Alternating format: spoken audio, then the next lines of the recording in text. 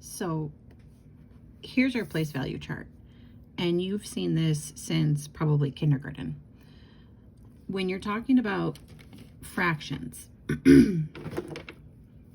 it's everything to the right of the decimal from here on.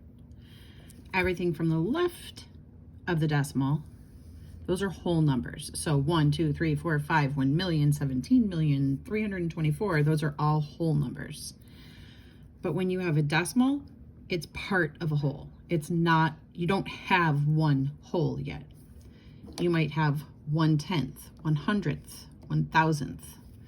So the key thing for that is looking at that THS to be able to tell if it's a fraction or not. If you're adding and subtracting decimals, then you have to understand that the number one thing in adding and subtracting decimals is you have to line up the decimals.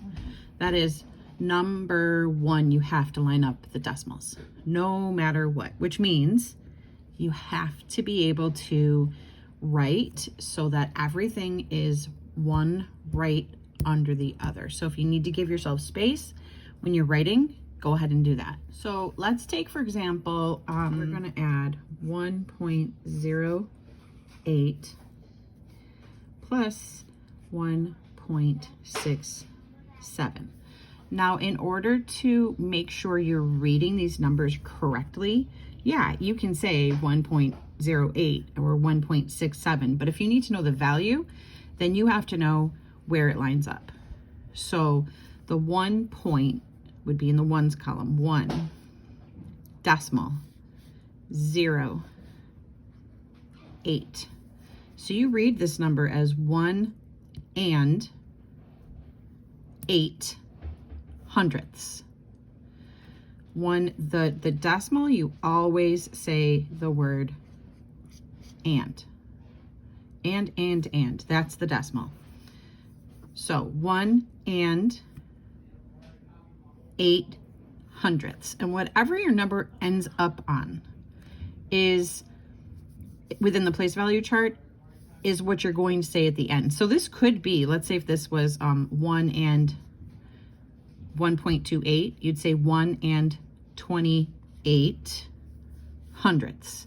It wouldn't be 1 and 2/10 8 hundredths. You have to say the whole number, 1 and 28 hundredths.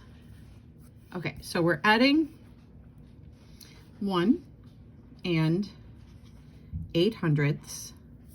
And what we're adding to that is 1 and 67 hundredths. And so you'll notice I have space in here. I have to write neatly because for fraction or for decimals, you have to make sure everything is up and down and lined up correctly. So 8 and 7 is 15. 5, carry the 1, plus 1. 6 plus 1, 7. Bring down your decimal. 1 plus 1 is 2. Boom. 2 and 75 hundredths is your answer. 2 and 75 hundredths. So if we had a bigger decimal, let's say we wanted to add 1 and, so here, this is how we say it, 1 and 45 thousandths. So we're adding that 1.76. Okay, so we're adding 1 and 45 thousandths to 1 and 76 hundredths. What do I do here? I always plug a 0 in. That way I have something there and I don't confuse myself. 5 plus 0, 5. 6 plus 4 is 10, so 0, carry that 1. 7, 8, bring my decimal down, and 2, just like that. So my answer is 2 and 805 thousandths. 1 and 82 hundredths. And what we're going to add to that is this number here. So I have to find the decimal. You always find the decimal. Here's the decimal. Boom. So I look, okay, what's on the left of the decimal? 0. What's on the right of the decimal? 0. 1. 3. Just like that. There's nothing here, so I'm just creating that 0.